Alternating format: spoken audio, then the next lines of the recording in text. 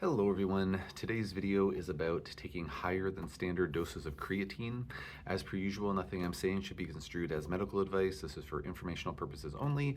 If you need medical advice, please talk to your healthcare provider to get that advice. So a little while ago, it came across my radar that some folks were using higher than the standard amounts of creatine. For as long as I can remember, anytime I've looked at any research literature or heard folks lecturing about, how much creatine to take for exercise performance enhancement or exercise recovery, it's always been 5 grams a day. That's the standard protocol.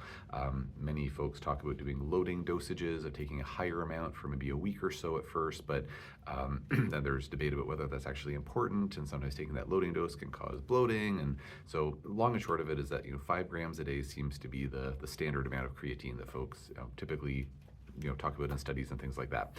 So I've just always recommended, standard dose to my patients, proportionally lower dosages when recommending it for kids, because within the sort of community of clinicians that uses a biomedical approach to support individuals on the autism spectrum, or maybe individuals who are struggling with ADHD, or maybe maybe folks with different learning difficulties, then creatine can be helpful for brain function as well. But really, whenever I was recommending it, was always based on that 5 gram a day dose.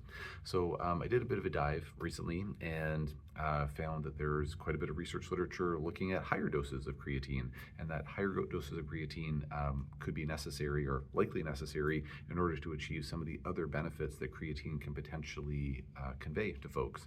So some research literature suggesting that higher doses of creatine might be helpful for speeding up recovery from traumatic brain injuries, that higher doses of creatine could be useful for helping to support bone health.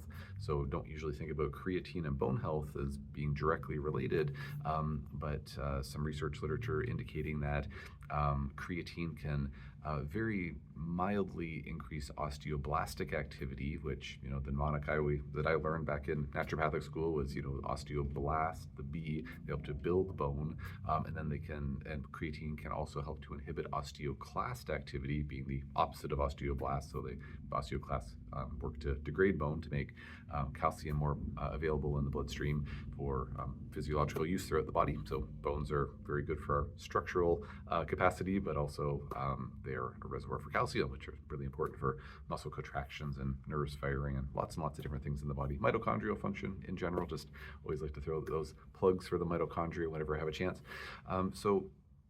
That 5 grams a day might not be enough to help optimize bone health.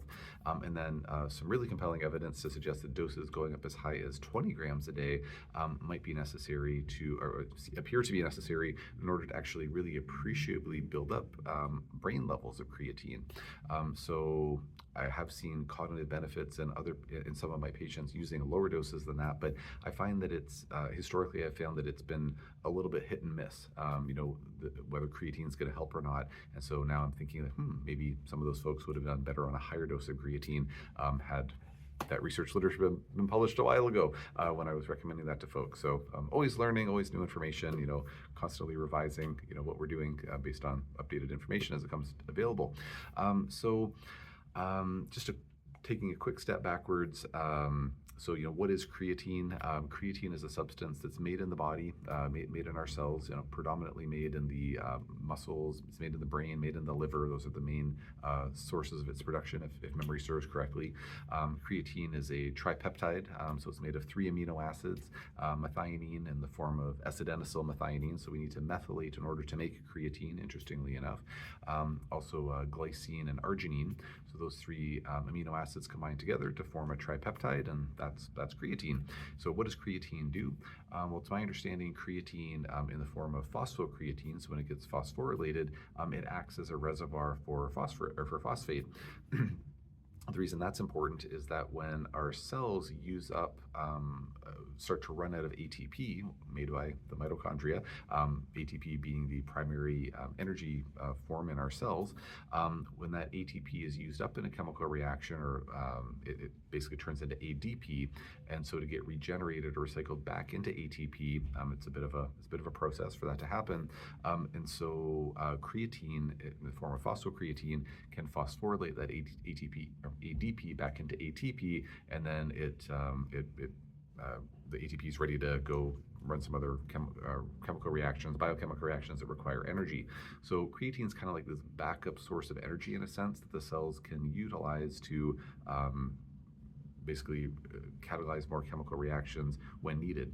So you can see if that made any sense. Hopefully it made some sense. You can see how this would be really helpful and why it makes sense that creatine has a long history of being used when folks are like lifting weights, bodybuilding, endurance athletes, that type of thing. Because when the cell is like, oh my gosh, like just kind of like gasping for air, so to speak, metaphorically and kind of literally, when there's just not enough oxygen, supplying those demands needed for what's called aerobic respiration, making ATP, cellular energy in the mitochondria, then the creatine is a backup source. So when that last rep is being done with those bicep curls or those shoulder presses or whatnot, if the ATP runs out, then it's like, okay, lactic acid starts to build up, the muscle gets sore, and like you just can't do that last rep, or you can't run that last half kilometer or whatever it is. Whereas when there's creatine at hand in plentiful supply, then that acts as a backup source of energy, and then you can do that extra rep. You can run that a little bit longer, and so it's going to allow those muscle gains or endurance gains or whatnot to be enhanced. So that's kind of the background info there on creatine, but it also turns out that it has this osteoblast enhancing activity, it's osteoclast inhibiting activity, has this cognitive enhancement effect. Probably my understanding is because it helps with the mitochondrial bioenergetics in the brain, and that's really important for cognitive function.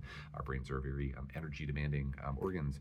And then there's also some literature indicating that creatine seems to have a bit of an immunomodulating effect, and particularly in the nervous system. So could potentially be helpful for kids with, say, PANS or PANDAS, or folks with neurological, like neuroborreliosis, maybe with mold illness, etc. So as I alluded to, I've been using creatine with my patients for many years, but now that I have learned that there are potentially better therapeutic applications with higher dosages, I'm starting to recommend this more to my patients, and we'll see how that goes. Hopefully it's going to be helpful in a broader context.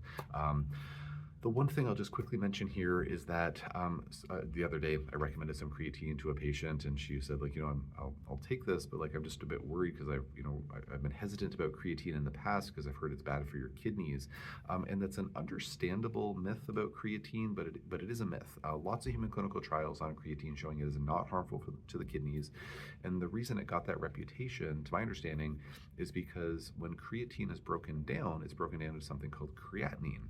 That creatinine gets into the blood, the kidneys filter it out, so we urinate out that creatinine and everything's fine. When the kidneys are struggling, when kidney disease is afoot, one of the ways we know that is because creatinine levels will start to build up in the blood. When that creatinine builds up in the blood, then that's concerning, and it leads us to have higher blood creatinine, which leads to a lower what's called EGFR, or estimated glomerular filtration rate. So that's kind of like the main metric of how well the kidneys are working, and they're really the same thing. It's just the creatinine being plugged into an equation, and that's telling us about our EGFR. So when creatinine builds up, then that's signs of like, oh no, the kidneys are in trouble. The one exception there is that if one is taking a creatinine or a creatine supplement, that's also going to lead to more creatinine in the blood, because the creatine has to get broken down because it's getting utilized. We want it to get utilized. That's why we're taking it in the first place. And so that will elevate those creatinine levels. So patients will sometimes go in, they'll get a blood draw done, they go follow up with their doctor, and then they see like, oh my gosh, my creatinine's elevated. Like, oh no, like what's happening with these kidneys? Like the doctor starts doing further explorations. Like, it's just the creatine. The patient stops taking the creatine supplement, gets their levels checked again, and they see that everything looks fine. So what I recommend to my patients as a rule is if they're taking creatine, if they're going to get some blood work done, and oftentimes they'll run creatinine because it's just a cheap, easy test. It's run all the time, just to stop that creatine supplement for a few days leading up to that. Now, there could be some reasons why the patient might not want to stop that creatine, so that is definitely not advice to folks en masse to be stopping their creatine supplement before getting a blood draw, but that's just what I generally recommend to my patients, just so we don't run into any awkward conversations where they're worried that now they have kidney disease. I'll leave it there for now. Any comments or questions about this? Be curious to see those in the comment section below. If you don't mind taking a quick moment to like, share, subscribe, or post a quick comment on the video, I'd appreciate that too.